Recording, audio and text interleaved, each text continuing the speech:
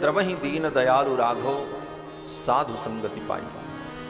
जब भगवान द्रवीभूत होते हैं और विशेष कृपा करते हैं तो संतों का समागम प्राप्त होता है, सत्संग की प्राप्ति होती है। और सत्संग में आकर के ही जीव को संसार से निष्प्रियता होती, वैराग्य जिसको कहते। बिना सत्संग के संसार से वैराग्य नहीं हो सकता, और जब तक संसार से वैराग्य नहीं होगा तब तक भगवान के चरणों में अनुराग नहीं हो सकता। क्योंकि अनुराग और वैराग्य दोनों मन का विषय है और मन एक ही है। अगर वैराग्य में लगेगा तो संसार से वैराग्य होगा तो भगवान के चरणों में अनुराग होगा, और अगर संसार से अनुराग होगा तो भगवान के चरणों से वैराग्य हो जाएगा। क्योंकि मन तो एक है, ऐसा तो है नहीं कि मन का थोड़ा हिस्सा संसार में भी लगा दें, थोड़ा भगवान की तरफ लगा दें। इसीलिए तो गोपियों ने कहा कि ऊधव मन न भये 10-20 मन थोड़ी है, एक ही मन है, जहां लगा लो। ऊधव मन न भये 10-20, एक हतो सो गयो श्याम संग को आराधे ईश। ऊधव मन न भये 10-20। तो मन तो एक है। अब इस मन को चाहे आप भगवान में लगा लो चाहे संसार में लगा लो, लेकिन भगवान में लगाने की अगर इच्छा है तो संसार से मन को हटाना पड़ेगा। बोले महाराज हटता ही नहीं, संसार में ही लगा रहता है। बोले एक उपाय है, सत्संग करते रहो, सत्संग करते रहो, अपने आप मन संसार से हट करके भगवान के चरणों में लग जाए। यही सूत्र है। सत्संगात भव निस्पृहो। श्री स्वामी वात्स्य वरदाचार्य जी महाराज नित्यानुसंधान में अनुग्रह करते हैं कि सत्संग से ही निष्प्रियता आएगी। हमारे यहां श्री संप्रदाय में परंपरा है कि प्रातः काल उठ करके 2 श्लोकों का अनुसंधान करना चाहिए। वो 2 श्लोक कौन हैं? उन 2 श्लोकों में सत्संग से लेकर के भगवत प्राप्ति तक का क्रम क्या है, किस क्रम से भगवान तक हम पहुंचते हैं, इस क्रम का निरूपण है। और सवेरे उठ करके बिस्तर पर बैठे बैठे उन श्लोकों का अनुसंधान करना चाहिए।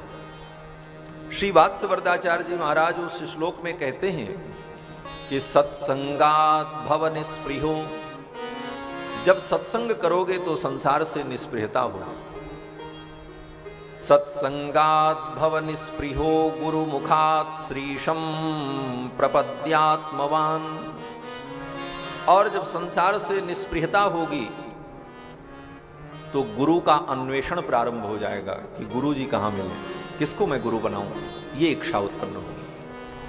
और फिर सत्संग में ही कोई महापुरुष, कोई संत, कोई ज्ञानी जन आपको मिल जाएंगे गुरु के रूप में।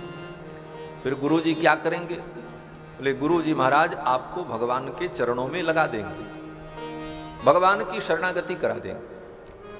क्यों? बोले गुरु संत होते हैं और संतों का स्वभाव होता है उनको जो कुछ मिलता है वो अपने भगवान को अर्पित कर देते हैं। तुम ही निवेदित भोजन करही प्रभु प्रसाद पटभूषण करही।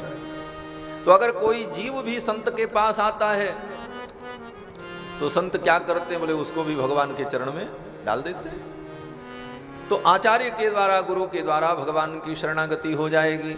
सत्संगात भव निस्पृहो गुरु मुखात श्रीशम प्रपद्यात्मवान। और जब भगवान की शरणागति कर लोगे तो भगवान इतने कृपालु हैं कि तुम्हारी शरणागति से प्रसन्न होकर तुम्हारे अशेष संपूर्ण पाप कर्मों को भगवान अपनी कृपा से विनष्ट कर दें। क्योंकि गीता में भगवान ने वचन दिया है कि अहम त्वा सर्व पापेभ्यो मोक्षयिष्यामि मा शुचः। लेकिन कब? बोले माम एकम शरणम ब्रज। तब एकमात्र भगवान की शरण में आओ। अगर कई लोगों की शरण में जाओगे तो भगवान कहेंगे तब मैं कुछ नहीं करता। इसीलिए मीरा जी ने कहा कि मेरे तो गिरधर गोपाल, लेकिन इतने से काम नहीं चलेगा। आगे की पंक्ति में मीरा जी कहती हैं कि दूसरो न कोई, दूसरा कोई नहीं, एकमात्र भगवान का आश्रय। मेरे तो गिरधर गोपाल दूसरो न कोई, जाके सिर मोर मुकुट मेरो पति सोई। ये अनन्य भक्ति, अनन्यता, एकमात्र भगवान का आश्रय लेना। इसी को गीता में भगवान श्री कृष्ण ने कहा, माम एकम, मुझ एक की शरण में आओ। थोड़ा देवी की उपासना कर लें, थोड़ा भैरव की उपासना कर लें, थोड़ा यक्षिणी की उपासना करें, थोड़ी पिशाचिनी की उपासना करें, थोड़ा अमुक देवता की पूजा करें, बोले भटकते रहो। एक आश्रय, एक भरोसो, एक बल, एक राम की आस, इसको कहते अनन्य भक्ति। तो जब जीव अनन्य होकर के भगवान की शरणागति कर लेता है तो भगवान उसके अनेक जन्मों के अशेष पापों को अपनी करुणा से, कृपा से विनष्ट कर देते, उसके सारे पाप नष्ट हो जाते। लेकिन प्रारब्ध को भगवान नहीं नष्ट करते। प्रारब्ध क्या है? बोले जितना कर्म हमने पिछले जन्मों में किया है वो तो बहुत है, अनेक जन्मों का संग्रह है, लेकिन उन कर्मों में से जितना कर्म भोगने के लिए ये शरीर मिला है उसको प्रारब्ध कहते हैं। प्रारब्ध का मतलब जिन कर्मों का भोग प्रारंभ हो गया उसको प्रारब्ध कहते हैं।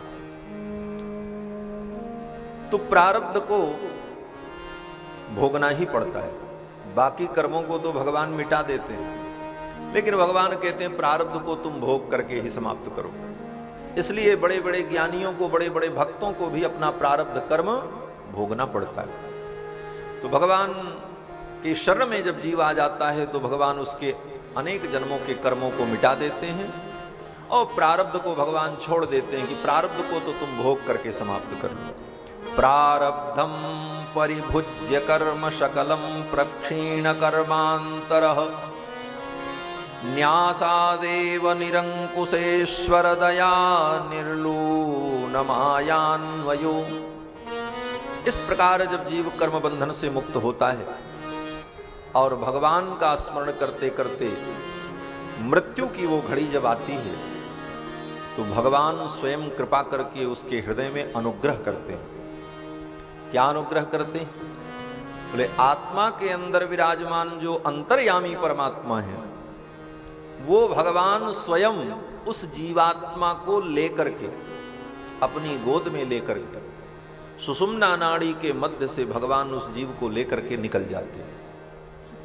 योगी जब सुषुम्ना नाड़ी का वेधन करके उत्क्रमण करता है तो उसे परम गति की प्राप्ति होती है, लेकिन भक्त को प्रयास करने की जरूरत नहीं पड़ती, भगवान स्वयं उस जीव को लेकर के सुषुम्ना नाड़ी के द्वारा निकल जाते हैं। हार्द्रानुग्रह मध्य लब्ध धमनी द्वारा बहिर्निर्गतः, हृदय में अनुग्रह करके भगवान उस जीवात्मा को लेकर के मध्य नाड़ी के द्वारा उस जीव को लेकर के स्वयं भगवान चल पड़ते हैं। और जब भगवान उस जीव को लेकर के चलते हैं वैकुंठ की ओर तो रास्ते में अनेक अनेक लोक पड़ते हैं, अनेक अनेक देवता मिलते हैं।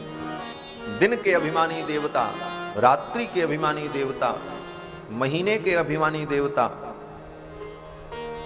और अयन के अभिमानी देवता, ऋतु के जो अभिमानी देवता हैं, ये सब देवता उस जीवात्मा का स्वागत करते हैं।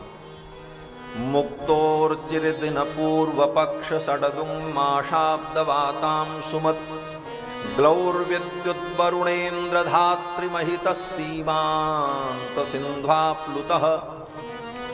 फिर उस जीव को लेकर के भगवान जब आगे चलते हैं तो सूर्य लोक, वरुण लोक, चंद्र लोक, इन समस्त लोकों में उस जीव का दिव्य स्वागत होता है।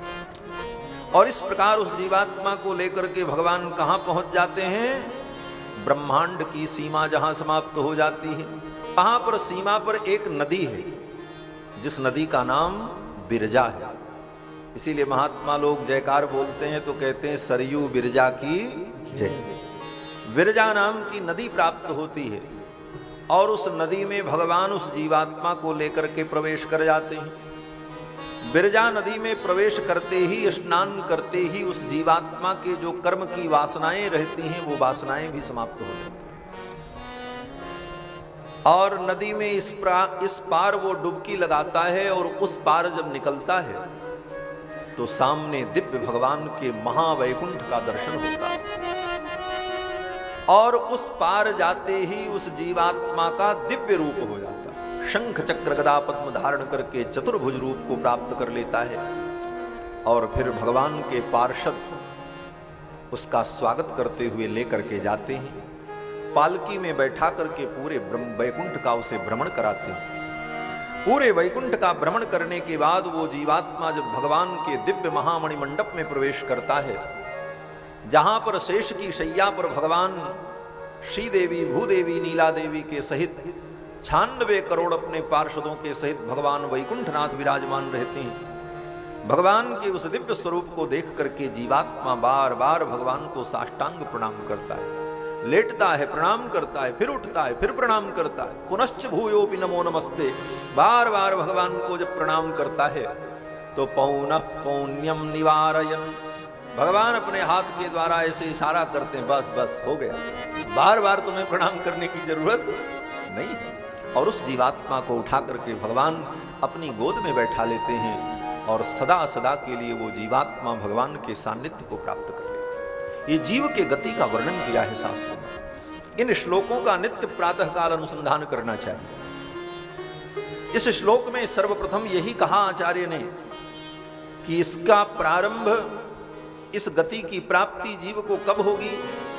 बोले जब जीव सत्संग करेगा। शुरुआत सत्संग से ही होती है, सत्संगात भवनिष्पि हो।